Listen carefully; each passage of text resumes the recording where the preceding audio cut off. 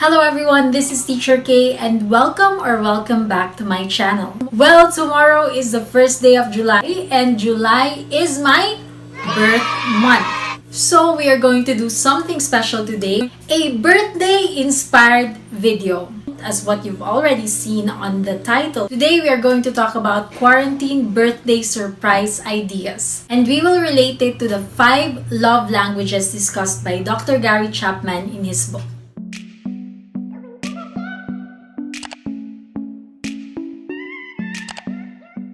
Dr. Gary Chapman explains it in his book very well that there are 5 most common love languages. Everybody generally has their own primary love languages for receiving love and giving love.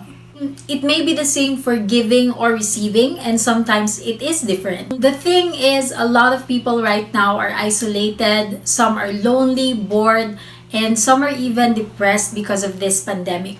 And one of those could be your friend, your family member, your colleague, or even your partner. Might as well use their birthdays as a perfect time to encourage them, make them feel loved by surprising them and filling up their love tanks. If you know the love language of your family, friend, colleague, or partner, and act accordingly with it, especially on the special occasions of their lives, you will be able to fill their love tanks. Imagine giving the celebrant a surprise birthday treat and at the same time filling up their love tanks. It will go a long way. So think about that celebrant and try to discover which love language that I will talk about will fill up his or her love tank.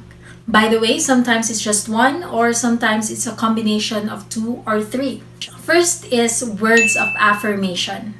Does the celebrant feel most cared for when people are openly expressive in telling him or her how wonderful he or she is? May it be in a form of appreciation or encouragement.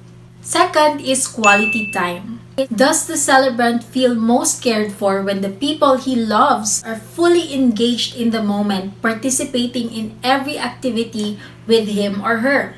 This is about spending time together or about making time no matter how busy life gets. Third is receiving gifts. Does the celebrant feel more appreciated whenever he or she receives gifts from people?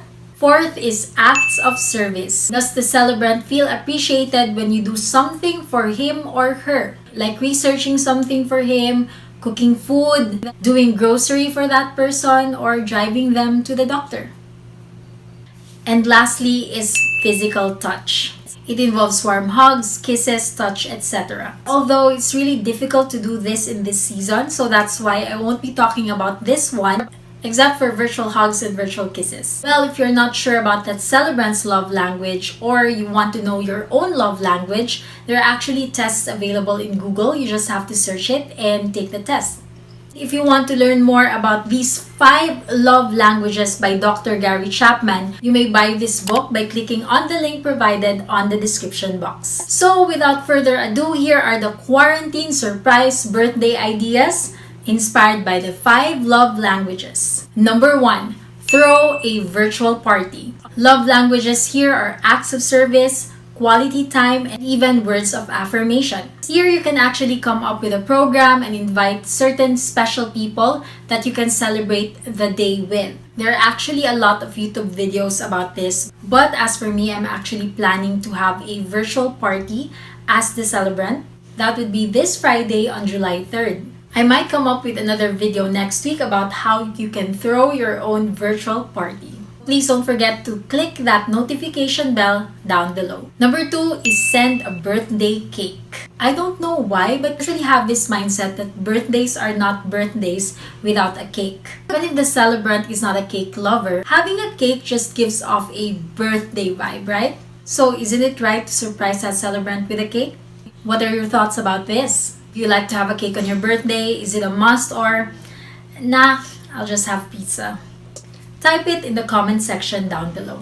Number 3 is order and pay for their favorite food. Love languages here are receiving gifts and acts of service. All you have to do is send that food to that celebrant's house, especially if you know the favorite food or drink of that person. It can be pizza, fast food, or milk tea or ice cream. Things like that. Number 4, send them gifts or flowers. Love languages are receiving gifts, and acts of service. For the gifts, it can be as simple as DIY or arts and crafts. Or it could be the things that you think the celebrant would love to have.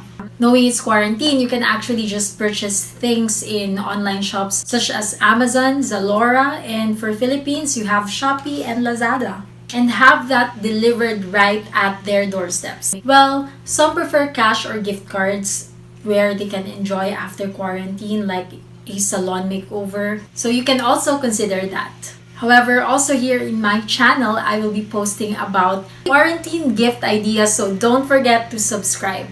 Number 5, post your favorite picture with a celebrant on social media, and don't forget the cheesy or the heartfelt caption. Love language here is definitely words of affirmation. You can also do a collage or video clips or video montage. Again, don't forget the letter or the caption part, and don't forget to tag the celebrant.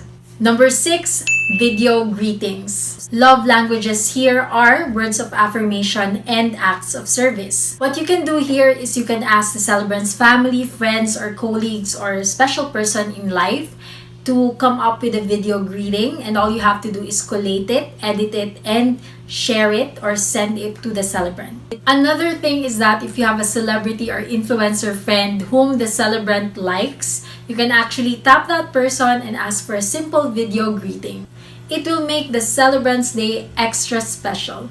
Number 7, phone call or video call. Love languages here are words of affirmation and quality time. Regardless of the love language, if you really want to do it, there are things that you need to consider. It depends if the person is busy or not. It depends on the level of relationship that you have with that celebrant, or if that celebrant is introverted or not. Because usually introverts like me, we don't appreciate phone calls that much, especially random ones. So think about those things. And when you're in that phone call, make sure to make it count. Release words of affirmation and encouragement, and perhaps end it with prayer.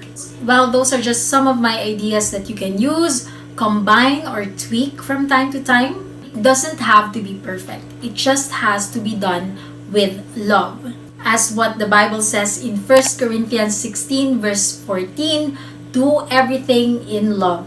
I hope and pray that God will use you to bless and encourage a person, especially in these trying times, not only during birthdays but as part of your lifestyle. Let love manifest and let His light shine. Thank you for watching, and see you again on my next videos. Once again, this is Teacher K. Have a great day. Bye!